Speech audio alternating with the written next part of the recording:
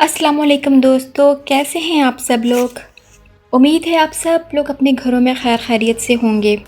तो आज मैंने बनाई है एक छोटी सी वीडियो जिसमें मैं आपको बताऊंगी कि जो भी हमारे इर्द गिर्द इस वक्त हो रहा है और कोरोना वायरस जो फैल रहा है इसकी क्या वजह है और इसका ज़िम्मेदार आखिर है कौन। तो दोस्तों, जिन मुश्किलात का मुझे, आपको और हम सब के घर वालों को इस वक्त सामना है, इसका ज़िम्मेदार कोई और नहीं, सिर्फ चाइना है और चाइना के लोग हैं। आप और मैं अच्छी तरह से जानते हैं कि चाइना के लोग हराम और हलाल में कोई भी तमीज़ नहीं रखते और वो हर किस्म के जानवर खा लेते हैं।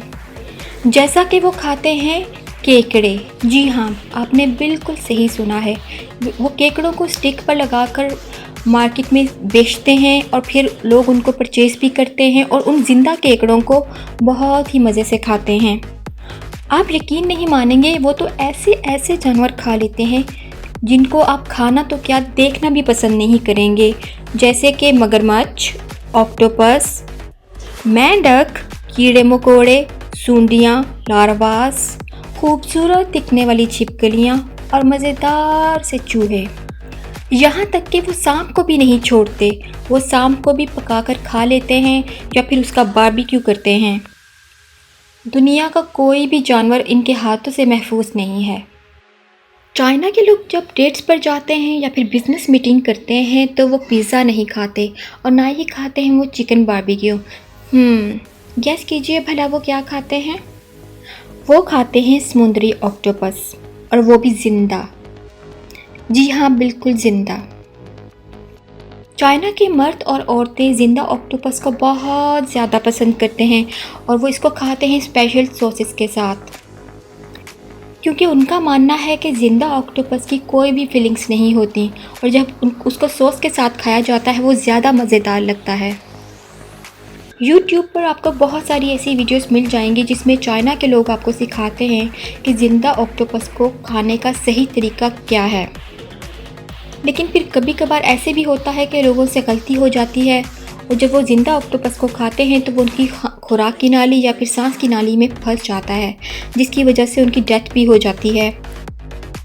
तो दोस्तों, आपको ये नहीं पता होगा कि चाइल्ड कैनाबलिज्म के सबसे पहले केसेस भी चाइना और कोरिया में हुए थे।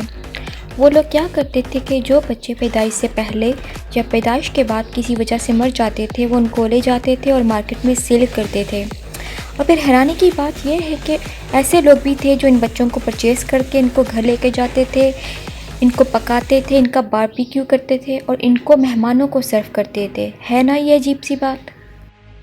और दोस्तों, हम सब जानते हैं कि कोरोना वायरस का इन्फेक्शन भी चाइना से ही शुरू हुआ था।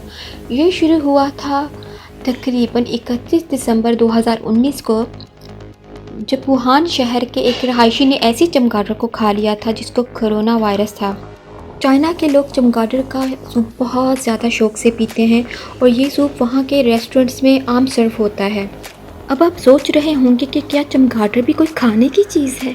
जी हाँ, चाइना के लोगों को ये चमगादड़ बहुत ही टेस्टी लगती है और वो इसको अक्सर अपने दोस्तों या घर वालों के साथ मिलकर खाते हैं।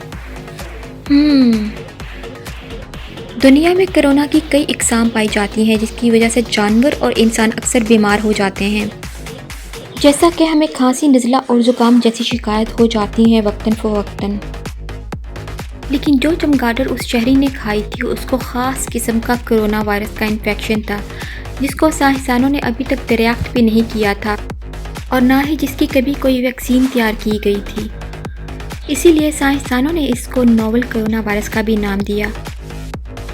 क्योंकि ये वायरस वुहान शहर से फैलना शुरू हुआ था तो कुछ लोग इसको वुहान कोरोना वायरस के नाम से भी जानते हैं, लेकिन बाद में WHO यानी वर्ल्ड हेल्थ ऑर्गेनाइजेशन ने इसका नाम बदल के कोविड-19 रख दिया, क्योंकि ये 2019 के इख्तिताम से फैलना शुरू हुआ था। हम सब जानते हैं कि कोरोना वायरस के सबसे ज़्यादा मरीज़ इटली में पाए जाते हैं और यही वो जगह है जहाँ पर सबसे ज़्यादा लोगों की डेथ हुई है इसकी वजह से। इस मुल्क में वायरस एक ऐसे कपल की वजह से फैला था जो चाइना से इटली सैरो सियाहत के लिए आया था और फिर आहिस्ता आहिस्ता ये पूरी दुनिया में फैल गया। मौजूदा हालात तो आप सबके सामने ही हैं कि क्या हो रहा है। ان سب باتوں کو انالائز کر کے ایک بات تو واضح ہو جاتی ہے کہ اگر چائنا کے لوگ مسلمان ہوتے اور انہوں نے قرآن پاک پڑھا ہوتا تو ان کو علم ہوتا کہ کون سے جانور کھانے کے لیے حلال اور حرام ہیں، اور کون سے جانور کھانے سے آپ کو ہیلتھ سے ریلیٹڈ ایشوز ہو سکتے ہیں۔